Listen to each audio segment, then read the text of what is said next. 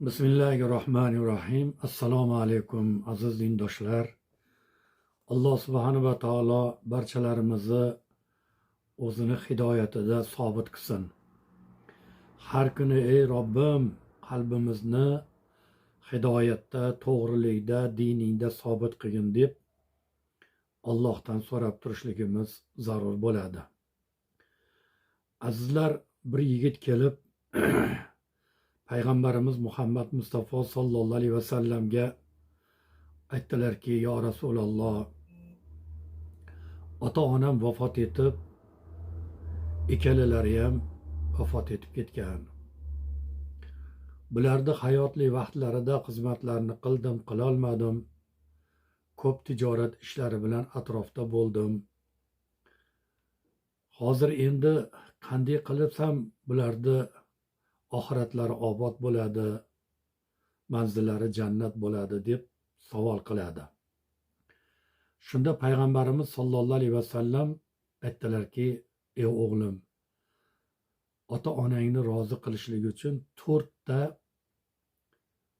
amalni aytaman, shuni bajargin dedilar. Birinchisi, har kuni ertalab turganingda, dasturxon atrofida o'tirganlaringda farzandlaring bilan birga ota-onangni haqqiga duo qilasan. Ey Alloh, otamni, onamni rahmatingga olgin, manzillarni jannat qilgin deb so'raysan va farzandlaringga ota-onang haqida ularni yaxshi fazilatlarini gapirib turasan.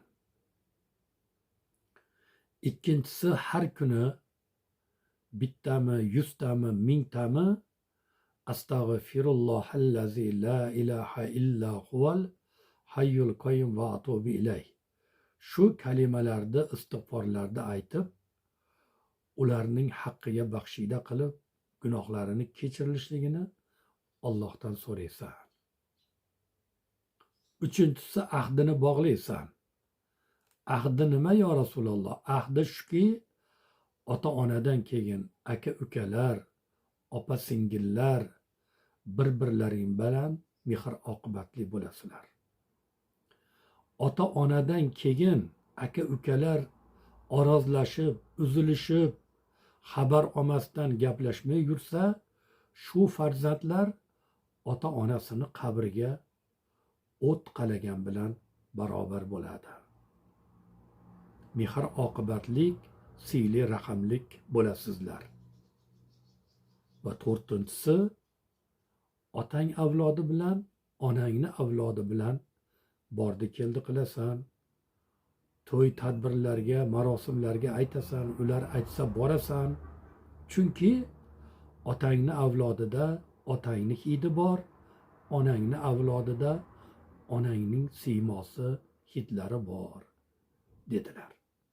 Mana shu 4 tala ishni bajarsang, inshaalloh ota-onangni ruh shod, qabri obod, oxiratlari, manzillari jannat bo'ladi deb marhamat qildilar. Azizlar, ota-onangiz o'tib ketgan bo'lsa, yuqoridagi mana shunday bir go'zal amallarni qiling. Hayot bo'lsa duolarini oling, ko'ngillarni ko'taring, ularni rozi qilib, jannatni o'zingizga vojib qiling.